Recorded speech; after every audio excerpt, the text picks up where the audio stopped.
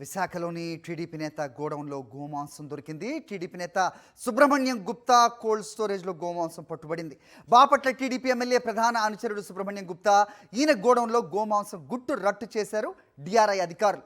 1,89,000 కేజీల గోమాంసం పట్టుబడితే ఇప్పటి వరకు అసలు సూత్రధారులను పోలీసులు పట్టుకోలేదు. టీడీపీ నేతను కాపాడేందుకు పోలీసులు గోప్యత పాటిస్తున్నారనే విమర్శలు వెల్లువెత్తుతున్నాయి. గోమాంసం పట్టుబట్టంపై మండిపడుతున్నాయి ధార్మిక సంఘాలు. రైట్, ఇదే అంశంపై అప్డేట్స్ మా కరెస్పాండెంట్ అనిల్ అడిగి తెలుసుకుందాం. అనిల్, చెప్పండి.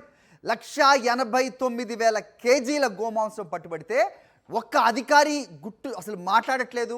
సో కూటమి సర్కార్ నుంచి ఒక్క నేత కూడా మాట్లాడని పరిస్థితి.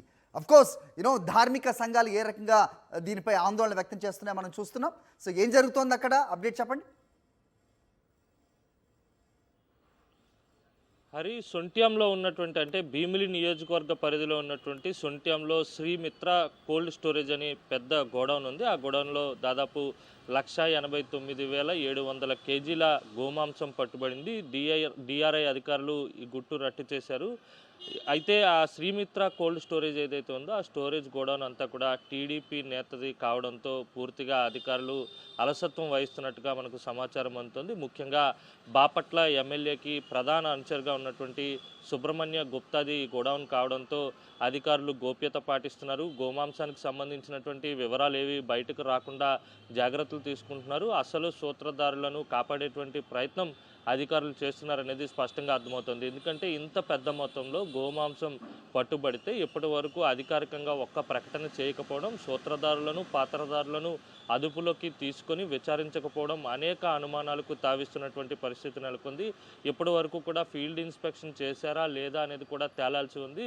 ఇప్పటికే గోమాంసానికి పరీక్షలు నిర్వహించి అక్కడ ఏదైతే పట్టుబడినటువంటి ఆ మీట్కి టెస్టులు కూడా నిర్వహించి గోమాంసం ఉందని నిర్ధారించిన తర్వాత ఇప్పటి వరకు కూడా అధికారుల నుంచి స్పష్టమైనటువంటి రెస్పాన్స్ లేకపోవడం తీవ్ర దుమారానికి దారితీస్తుంది. ముఖ్యంగా ధార్మిక సంఘాలు పెద్ద ఎత్తున మండిపడుతున్నాయి. తక్షణమే అసలు సూత్రధారులను పాత్రధారులను పట్టుకోవాలని చెప్పి వారంతా కూడా డిమాండ్ చేస్తున్నారు.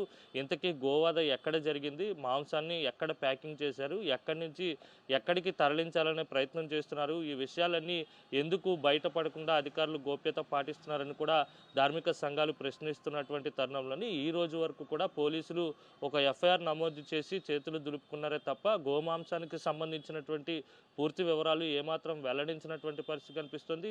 సుబ్రహ్మణ్య గుప్తాది ఆ స్టోర్ కావడంతో ఎవరైతే ఆ కోల్డ్ స్టోరేజ్ నడుపుతున్నటువంటి వ్యక్తులను ఎందుకు అదుపులోకి తీసుకోలేదు, ఎందుకు విచారించలేదు, ఎందుకంటే ఆ మీట్ ట్రాన్స్పోర్ట్ చేసేటువంటి లైసెన్స్ ఉంటే మేము గోమాంసాన్ని అక్కడ స్టోర్ చేస్తామని చెప్పి ఆయన భావం వచ్చే విధంగా మాట్లాడడం, అయినప్పటికీ కూడా పోలీసులు ఆయన అదుపులోకి తీసుకుని విచారించకపోవడం రాజకీయ నాయకుల అండతోనే ఇదంతా కూడా జరుగుతుందనే ప్రచారం కూడా జోరుగా సాగుతుంది. మొత్తంగా చూస్తే కనుక ఇంత పెద్ద మొత్తంలో వైజాగ్లో కోల్డ్ స్టోరేజ్ వేదిక గోమాంసం పట్టుబడితే అధికారులు ఎందుకు చర్యలు తీసుకోలేదనే ప్రశ్న కూడా ఉత్పన్నమవుతుంది. ఇంతకీ ఆంధ్రప్రదేశ్లో ఉన్నటువంటి గోవులను ఎక్కడి నుంచి సేకరించారు, ఆ గోవధ ఎక్కడ జరిగింది, మీట్ కటింగ్ ఏ విధంగా జరిగింది, ఎక్కడికి ట్రాన్స్పోర్ట్ చేస్తున్నారు, ఎన్ని రోజులుగా ఈ ఉదంతం జరుగుతుంది అనేది కూడా తేల్చాల్సినటువంటి పోలీసులు మౌనం వహిస్తున్నారనేది స్పష్టంగా అర్థమవుతుంది.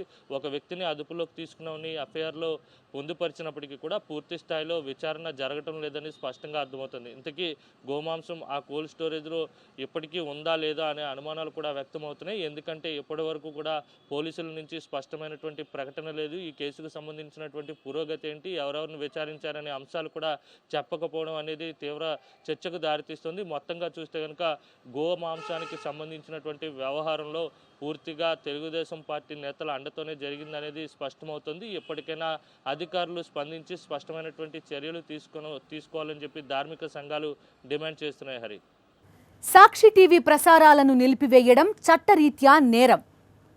సాక్షి టీవీ ప్రసారాల కోసం మీ స్థానిక కేబుల్ ఆపరేటర్ని వెంటనే సంప్రదించండి. డిటిహెచ్లో, ఇంటర్నెట్లో కూడా సాక్షి టీవీ ప్రసారాలను వీక్షించవచ్చు.